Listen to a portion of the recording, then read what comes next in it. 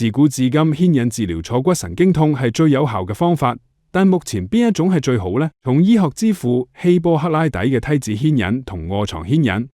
到唐朝林圖正嘅倒吊牽引，早期中國少林寺嘅寵物牽引，所以牽引歷史悠久，但係傳統牽引效果有限且不夠精準，而現代嘅機械牽引床又受限於時間地點，必須依賴專人操作。目前邊一種牽引最好呢？